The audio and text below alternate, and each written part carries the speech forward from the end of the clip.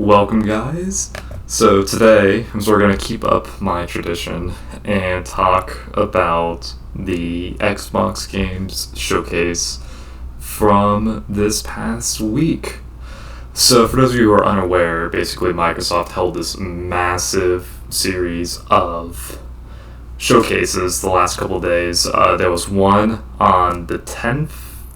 No, it was the 11th and the 13th, I believe. Wait, I can just look right here. Yeah, the 11th, and then there's one 2 days later for the extended showcase that I'll go into here in a second. But this was everything I could have wanted and more from Microsoft. I'm a little skeptical on some games, but we'll get into that in just 1 second. And actually, it's one of the first ones here, actually, Avowed. I just wish there was more. Like, it's good to see they actually have gameplay, but it comes out next year, and they've showed very little from it. Even I'm not that big on Pillars of Eternity. I recently re-downloaded the complete edition of the first game since it's on Game Pass. I'll probably do some gameplay of that actually at some point, just for kicks and giggles if I do like it. But, I mean, it looks like an Obsidian Skyrim, which sounds great, to me at least. But, yeah, this next one here, though, Clockwork Revolution, it looks a lot like Bioshock Infinite, and that is something a lot of people have been saying, but I'm actually really excited for it. It's basically, like, from everything I've seen, it looks like there's, like, butterfly effect stuff, which is one of my favorite little, like, mechanics that studios can add. Like, Until Dawn is one of my favorite horror games, and one of the big reasons of that is the fact that the butterfly effect is so prominent and all your choices matter, and that's what very much it seems like with Clockwork Revolution. I can't wait to see more, since it's probably not going to come out till next year as well. Fable looks great. They just showed like a little thing being like, oh hey, it's alive, and it's coming next year, I think. I don't know if they've actually said. I think they didn't. No, they didn't even say. So forget I said that. Forza Motorsport. I'm honestly not that much of a fan of like the Motorsports series. I'm more a fan of Horizon, but even then I've only played like very, very little parts of, I want to say, those first and the third ones. So I'm not really too well versed in like car knowledge to really give my opinion on it, because to me it's just another racing game by Forza, which are all good. I just don't know anything about it. This one, I know a good chunk more. I've actually played a lot of Flight Simulator 21, and I was so surprised to see that they were making a 2024 edition. I feel like it sort of just came out of left field, but I am so for it, especially since there's a lot more like activities you can do now. Like, it looked like there's some like rescuing stuff and some like first response stuff that's being added to the game. It looks sweet. Like, my only criticism is that there was not a lot of gameplay. It was mostly in-engine trailers. Like the Fable one, completely in-engine. They confirmed. There was actually an interview earlier today where they confirmed that the Fable game trailer was like done through a Series X, which is great. The graphics for at least the engine are looking really, really good. I've never been that into Hellblade, I'm gonna be honest. So it's another one of those things where it's just like, oh, here's a trailer, 2024. I don't really know too much about it other than that, because I've never played the first one. I hate to admit it, I've never played the first one. South of Midnight looked very interesting. I only remember it as, like, if it was very creepy. But it sounded interesting. I thought We Happy Few was pretty good. I've never played Contrast. But yeah, I mean, I don't really have too much more to say about that. I have a lot to say about Starfield, but I'm going to wait to talk about that whenever we get the actual like Starfield conference, because there was like a whole dedicated conference to Starfield. There was a new game from the Banner Saga people called Towerborn, which is I think it's either 3 or 4. I don't remember, but it's basically like a side-scrolling beat 'em up. 33 Immortals is such an interesting concept.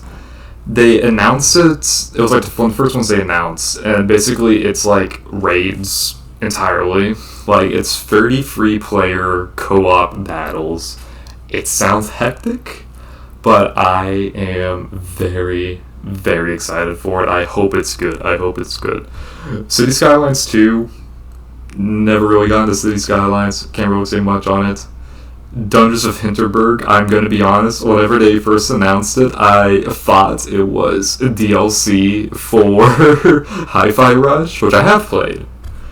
But that's not like a gripe with it, because the art style does look really good. I'm just a bit stupid, and I was like, oh hey, they share the same art style, so they must be the same game. I don't remember how you pronounce this one. It's like Jusant? I don't even know. I probably completely butchered that, and there's going to be so many close to me just butchering that, I can tell. But yeah, it's being made by Donut, who made, as you can see here, Life is Strange, Vampire, and Tell Me Why. Which, weirdly enough, is such like a weird game compared to the rest of them, because they're more story-driven. This one is much more action-puzzle from the seams of things. But I'm very excited. Speaking of excited, I really like Yakuza, even though I'm not even done with the original series yet. They did confirm that this is the sequel to Like a Dragon. This is Yakuza 8. So, because they were confused, it's like, oh, it's called Infinite Wealth, and it's like an infinity symbol, but it's an 8, I guess. This, though, is my favorite announcement from the entire just thing. I love Persona. My friends like don't get it. I love Persona, and this is basically like a brainchild from the creator and like the character designer composer of Persona. That's fantasy instead of the typical school setting, and I'm just like, fantasy Persona, that sounds perfect, and what they showed was awesome. I can't wait to see more. This one confused me. There's a bunch of like flowers and stuff like that, but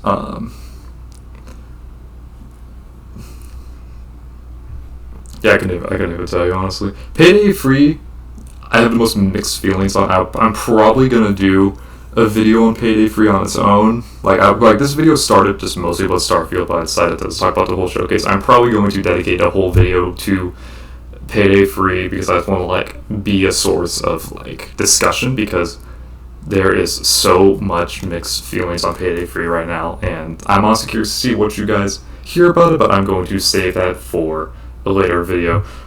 There's a lot of Persona announcements, like Persona 3 Reload, which is a remake of Persona 3 with a whole new English voiceover. There's a new soundtrack. I'm pretty sure the battle system's being revamped. Another Persona 5 Tactica, which looked fun. It looked fun. I don't think it's going to be obviously as good as like the original game, but I think it will be a lot of fun. This is another one I'm definitely going to dedicate a whole video to, because again, it's another very, very divisive game, and like this whole little bit right here is also a little, what's the word, untrue. But yeah, I liked about 75% of what I saw. I hope they show more soon, because, well, it doesn't come out till next year, so hopefully we hear more at either Gamescom or even the Game Awards in December. Still Wakes the Deep looks really interesting. I got Lovecraftian vibes from it. It's a horror game set on a oil rig. It's being made by the same group that did the second Amnesia game, which I think is a good fit. There wasn't really much more to this. It was, I want to say it was it was a minute long. There was hardly anything shown, but it looked very, very interesting. They announced a carbon black Series S that's 1 terabyte. I actually really like this controller and headset. I think the colors work very well together, and I guess I have an unpopular opinion. I do like the clear, like the triggers are clear, which like some people did not like, but I think it looks cool. I got so excited because I thought they were announcing a Fallout spin-off, but it was just another trailer for Fallout 76 because they're adding Atlantic City. I'm not really caught up on my Fallout lore. I don't know if this is the first time they're going there or what. Like, I mean, the way it's phrased sounds like it is, but yeah, there's a new Dune expansion coming in November too. That's a whole other can of worms. They'll probably be streaming this once it comes out. Odds are. I love Sea of Thieves, and I've been playing Monkey Island, which is really, really funny. That they happen to announce a collaboration between two things I've been playing recently. But yeah, there's a little more shown over here, and like this is the Extended Games conference. Basically, there wasn't really much for a game announcements besides the fact they did have a really good interview with Keanu Reeves about Phantom Liberty, which is the Cyberpunk 2077 expansion that's coming out. There's a new High on Life DLC. I do not like High on Life. It got old really fast. I think 4 hours in, and at that point I was like, I think I've seen everything the game sort of has to offer. It sort of just got annoying. Lies of P looks phenomenal. I am probably going to do a walkthrough of the demo because a demo came out at the same time as the conference. So I probably won't talk about it too much here. Oh yeah, Phasmophobia, that's another one that's probably going to be played on this channel since it's finally coming to console. And yeah, I think that's about it from the Xbox side of things. I am so excited for Starfield because it's so weird. Whenever I went into the live stream, because basically it was about an hour and 10 minutes of Xbox and 45 minutes of Starfield, and only Starfield. I went in honestly kind of mad because I still had a bit of a bad taste in my mouth with Bethesda ever since Fallout 76, but everything they've been showing looks phenomenal. So I think this is all the info. I don't know if this is just the actual direct, but everything they showed is make it seem like you can truly do whatever you want, which is why I love Bethesda RPGs. Like, they showed, for instance, that you can board ships. You can take ships that you board. And just all of these minor details that really are just adding up to me getting more and more excited about the game. I don't really know what else to say. Like, I mean, I would just 100% recommend checking it out, because even from, like, if you watch the gameplay reveal and then watch the direct, you can just see how much the engine and the graphics and the gameplay have improved the last year. And like, there's just so many interesting ideas that they're working with. Like, there's going to be zero gravity gunfights, and like whatever bullet type you use affects your stability. Like, if you use a ballistic gun that has like actual bullets, it's going to push you backwards just like it would in real life, so it makes your aim a little wonky. Or you can go with, like, I think it's like a magnet or something like that, where you don't run into that problem at all, but maybe like the damage is less or something. There's going to be some sort of trade-off, I imagine. It just seems like genuinely a game you can do whatever the heck you want in. But I would love to hear your guys' opinions in the comments below, because I want to like facilitate conversation on this, because I just think stuff like this is fascinating, especially with Starfield. I know Starfield's really hit or miss right now. I'm loving it, and I cannot wait to see what comes of it, since it does come out in 3 months. But yeah, with all that being said, I'd like to thank you guys for watching this little ramble of mine, and be sure to like and subscribe so next time I am live, or not live, I have next time a video live, and also check out the Twitch so you know next time I'm live as well. But yeah, with all that being said, thank you guys, and I'll see you next time. Peace out.